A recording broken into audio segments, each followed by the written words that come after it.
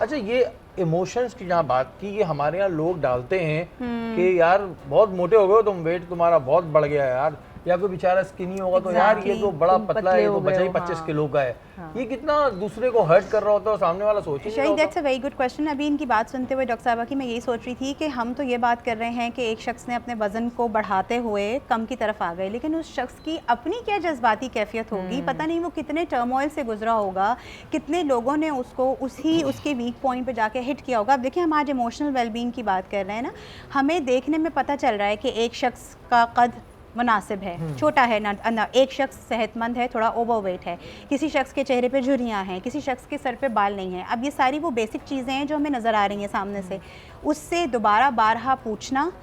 हमें ये बेसिक से स्टार्ट करना पड़ेगा। मुझे बड़ी हैरत होती है, अभी बड़ी खूबसूरत बात कर रहे थे आगा जी कि हम वेस्ट की बात करते हैं, मगर अफसोस की बात यह है कि सारी अच्छी टीचिंग्स नबी पाक सल्लल्लाहु अलैहि वसल्लम ने हमें दी, फॉलो सारी वो कर रहे हैं। बिल्कुल। When we talk about emotional health, कि आप दूसरे को वैलिडेट करें, दूसरे के इमोशन जज्बात का ख्याल रखें, किसी से बार बार ना पूछें। अगर कोई शख्स आपको किसी वक्त एकदम कमज़ोर लगा और फिर कुछ अरसे के बाद वो शख्स थोड़ा सा उसका वेट पुट ऑन हो गया, तो आपका कोई राइट नहीं बनता कि आप उसको जाकर कहें बार बार कि अरे तुम तो मोटे हो गए, या अरे तुम्हें क्या हो गया। बेचारे बहुत से लोगों के जैसे बाल गिर जाते हैं, वो तो अल्लाह की तरफ से उसका नाम ही गंजा पड़ जाता है। यही जज्बाती सेहत में अगर हम बात कर रहे हैं रमज़ान में, तो मुझे लगता है हम सबको एक तहिया तो अपने आप से ये कर ही लेना चाहिए कि ना सिर्फ अपनी जज्बात का ख्याल रखना है, बल्कि अगलों के जज्बात का ख्याल रखना है। आपको कोई राइट नहीं मिला कि आप किसी को जज करें कि अरे, अच्छा एक छोटी सी बात है ना, हम बात करें आज का ट्रेंड है हमारे पास भी, जब क्लाइंट आते हैं, people are talking about relationships,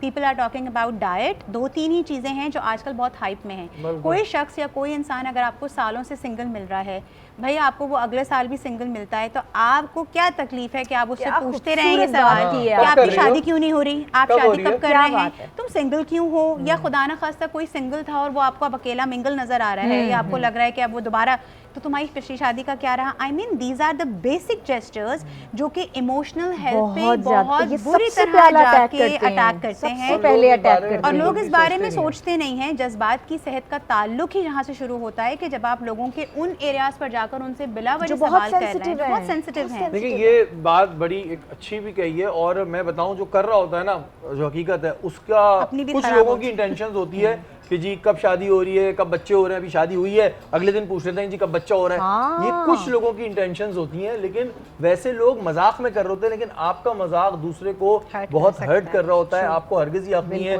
कि जी ये काला है या यार तुम्हारे बाल उतर गए, भाई अल्लाह की तरफ से उतरे हैं।